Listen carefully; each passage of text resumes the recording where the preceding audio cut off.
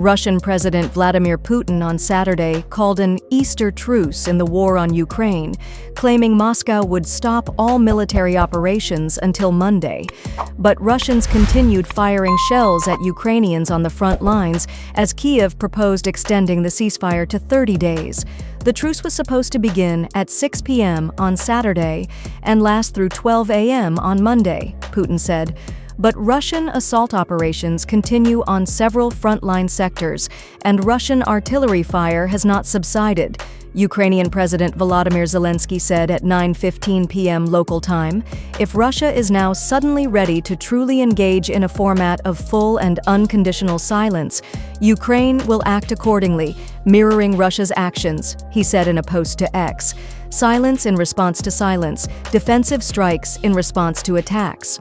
Head of Ukraine's Center for Countering Disinformation, Lieutenant Andriy Kovalenko, also said, Russians keep firing on all fronts, just like before. That is what will reveal Russia's true intentions, because 30 hours is enough to make headlines, but not for genuine confidence-building measures, he said on X. 30 days could give peace a chance. Ukrainian Foreign Affairs Minister Andriy Sybiha, in a post to X, cautioned the international community to be vigilant regarding Putin's claims, adding that only actions, not words, reveal the truth. Yet the Russian Defense Ministry claimed Moscow's chief of the General Staff, Valery Gerasimov, ordered all commanders of groups in Ukraine to pause all combat operations. The ceasefire is being introduced for humanitarian purposes and will be observed by the Russian Joint Group of Forces, provided that it is mutually observed by the Kyiv regime, the ministry said. Russia has so far resisted the efforts, frustrating President Trump, who on Friday threatened to abandon the peace process if an agreement cannot be reached within the coming days. Even if Moscow completely stops attacks on Ukraine before Monday, American defense experts said it is exceedingly difficult to make a suddenly declared ceasefire hold.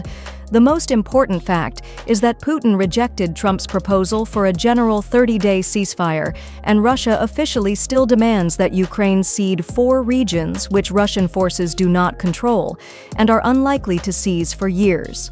The U.S. now plans to offer Moscow 2 options to drive the Russians to accept the same agreement: a carrot of reduced sanctions, or the stick of abandoning its peace talks, according to the official. If this thing breaks down and falls apart, the biggest fault will be with the Russians, the official said. The Ukrainians have been willing to give up about 20% of its country. That's a lot.